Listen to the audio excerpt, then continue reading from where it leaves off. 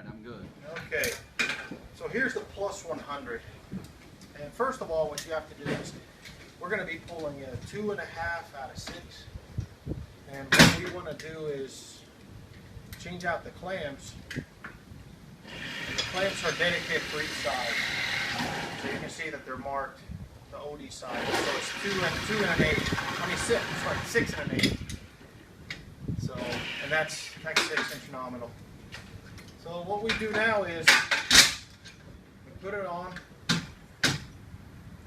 and what we want to do is there's a centering device here, and wherever we make the mark, where we want to pull up the center of the outlet, we find that with the tip of that pin. We put the clamps in, and you can open them up a little bit wherever you feel comfortable. You got to be fairly snug.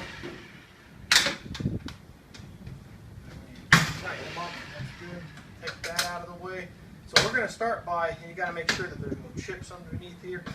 These won't close up.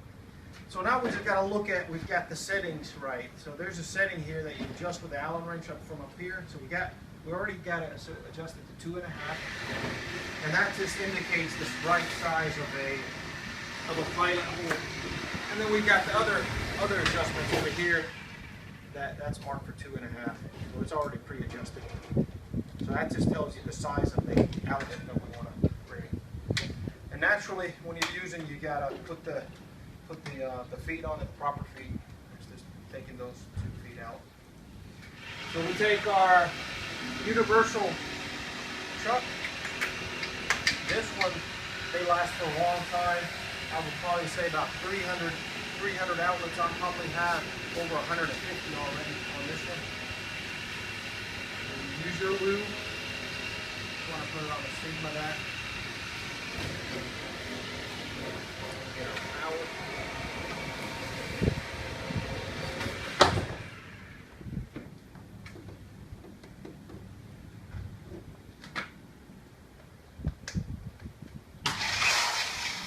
So always drill at high speed when you're doing the pilot hole.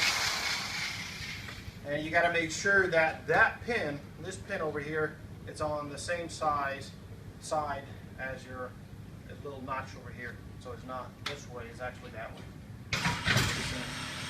So then what you do is you just start to push all the way in.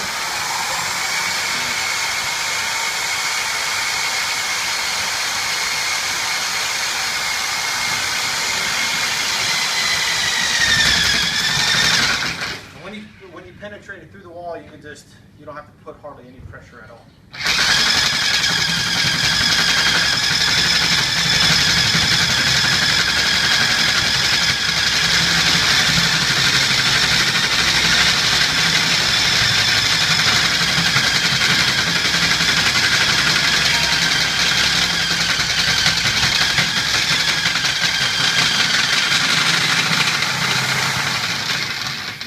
Now it's bottomed out. Now we got to create the elliptical hole. By doing that is you're going to turn it on, tilt it one way, tilt it the other way. You make sure that it's all cleaned up nicely. And it won't go any further than the settings will allow you to adjust it. Well, if you look at it, we created a nice elliptical hole there. So when you pull that, the surface is going to be straight. So it doesn't create the saddle anymore. Now we cock that lever to the side. It allows us to turn these over, make sure that there's no chips again. Now we put the gear reducer. This does many things. It holds the tooling, reduces the gear. You can put this any 4 ways you like. And since I'm going to be working out of here, on my side, I'm going to put it right there, lock it in place. Locked. You can clamp this upside down, sideways. Anytime you put a tooling in, it will just lock itself in. All right, so now we're going to take our collaring head. So we're pulling a 2.5 inch out, and we're going to take our 2.5 inch one, and I've already pre-adjusted it. And how you adjust it to the right size is by taking this tool.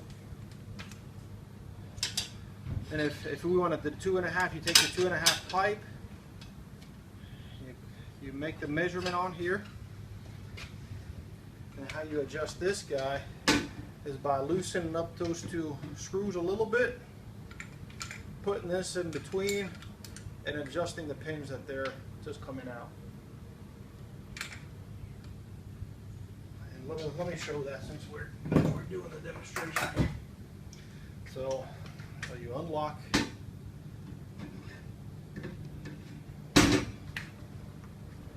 Unlock the two screws only about a turn, no more than a turn.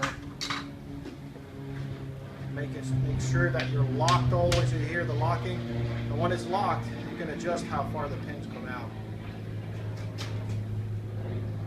So we want to make it a little bit small. Then we put that pin onto that hole. Now this, you only have to do this the first time you're doing adjusting to a new size.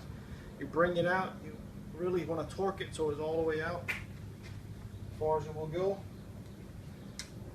There you go. And then you just at the same time you want to tighten these guys only snug.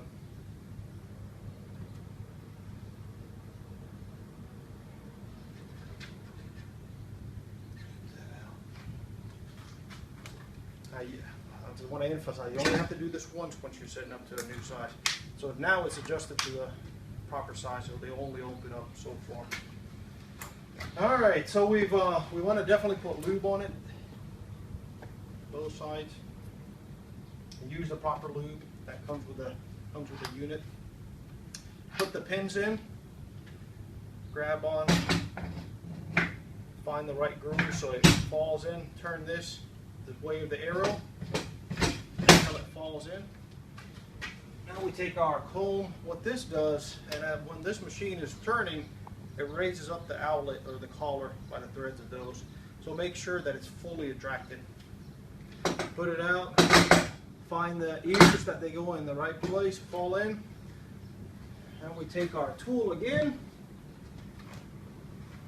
We pop that in, open up just like you would on a collaring head. Find the right spot. Lock, make sure it's locked into that groove. Now we're ready to go. Only thing you do is when it comes down, just turn this. So at this point, the safest way is to turn it to low gear and to start to pull it. Now what I like to do is, I like to turn it to high speed and take away all the slack.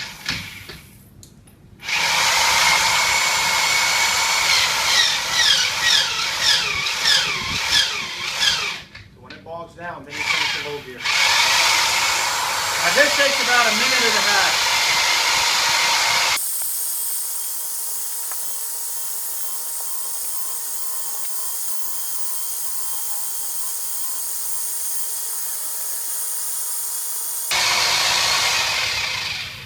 We're out of the woods now.